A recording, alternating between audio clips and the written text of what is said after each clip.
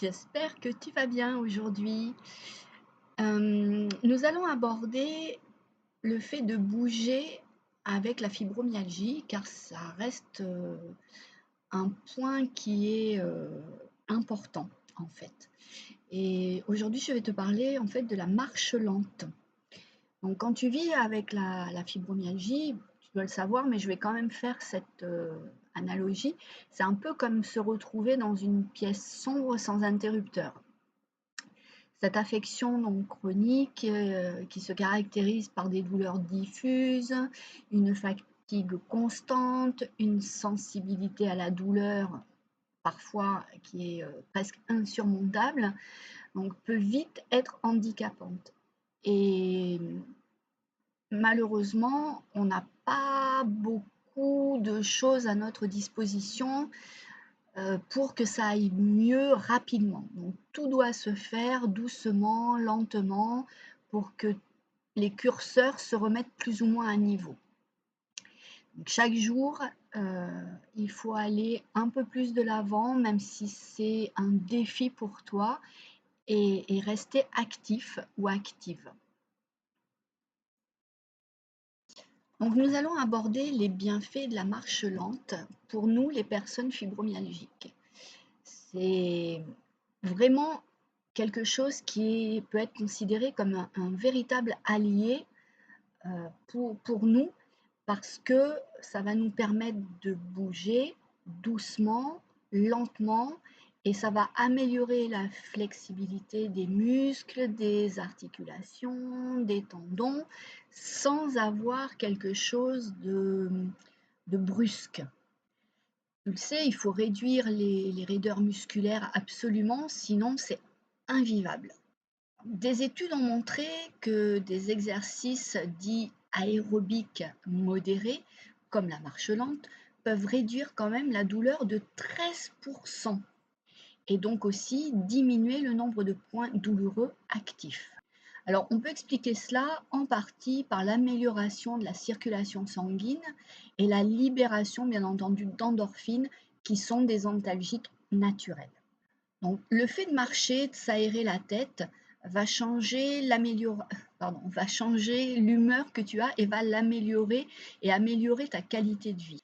Simplement parce qu'elle va aider à diminuer les niveaux de stress, d'anxiété, qui sont souvent très élevés chez nous, les personnes fibromyalgiques. L'activité physique, donc régulière, est également aussi associée à une meilleure gestion de la dépression, puisque on a cette partie-là qui est plus ou moins prononcée chez certaines personnes. Et puis, on va voir une amélioration du bien-être général. Il ne faut pas négliger non plus l'amélioration de la gestion du poids, parce que tu sais que même à un rythme lent, eh bien, la marche va contribuer à brûler les calories qui sont superflues. Alors ça ne va pas faire des miracles, hein, faut pas non plus, rêver, mais en revanche, ça va au moins permettre de stabiliser le poids, surtout quand on prend des médicaments parce que, enfin moi ça a été mon cas, j'ai énormément, grossi à une période de ma vie de fibromyalgique. Alors ce que la marche lente va faire aussi, c'est qu'elle va te permettre, d'augmenter ton endurance, un peu ton souffle et puis ta capacité en fait à faire les choses plus simplement.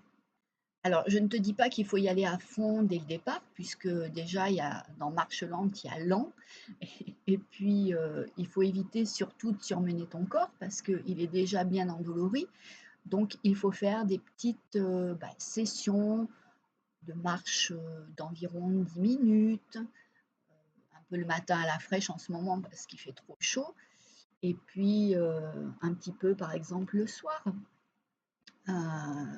Et puis petit à petit, tu vas augmenter en fait ce rythme et dans la durée de ta journée et dans la durée de ta semaine. Fais aussi attention avec quoi tu marches, je dirais. Prends des chaussures qui sont adaptées et surtout qui amortissent bien le choc. Parce que oui, quand tu marches, il y a un choc qui se crée et que le corps n'apprécie pas forcément.